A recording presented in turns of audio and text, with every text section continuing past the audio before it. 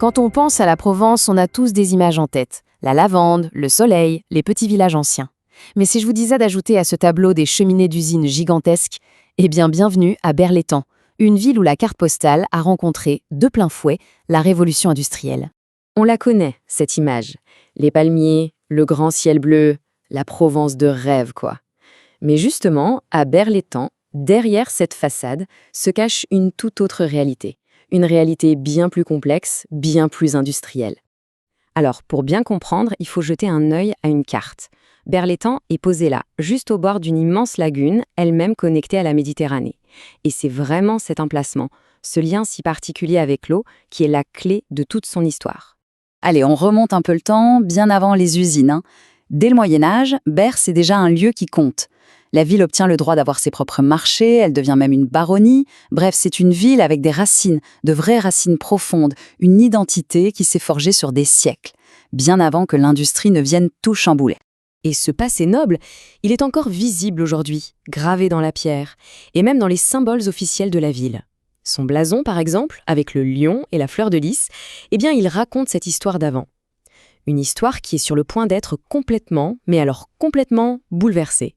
Car oui, un tournant majeur s'annonce. Le XXe siècle débarque, et avec lui, une transformation qui va redéfinir la ville pour toujours. Et cette transformation, elle a deux visages. Deux géants qui vont s'installer et tout changer. Dans le ciel, d'abord, la base aéronavale qui fut l'une des plus importantes de France. Et puis sur terre, la raffinerie Shell, un monstre pétrochimique. Le visage de Berlétan est sur le point d'être redessiné à jamais. Pour qu'on se rende bien compte de l'impact, un seul chiffre suffit. 800 hectares, c'est la superficie du site Shell. Pour se donner une idée, c'est comme si on mettait plus de 1100 terrains de football côte à côte. Ce n'est pas un complexe industriel à côté de la ville. Non, il l'enlace, il l'entoure, il la définit. Cette nouvelle ère industrielle, elle a son propre calendrier. La base aéronavale arrive dès 1919 et la raffinerie suit en 1931. La base a même eu ses moments de gloire, quand le célèbre aviateur Jean Mermoz y prépare un de ses vols records. C'est pas rien. Et puis en 1972, les avions se taisent, la base ferme. Mais l'autre géant, la raffinerie, lui, est toujours là. Et bien là.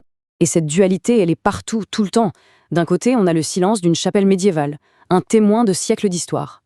Et de l'autre, cette vue aérienne qui révèle une ville littéralement encerclée par l'industrie. C'est ça le cœur de Berlétan. Deux mondes, deux époques, forcés de vivre ensemble. Et aujourd'hui ?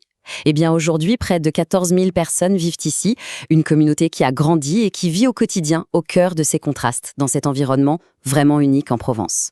Et attention, il ne faut pas croire que c'est une sorte de ville-dortoir à l'ombre de l'usine. Pas du tout.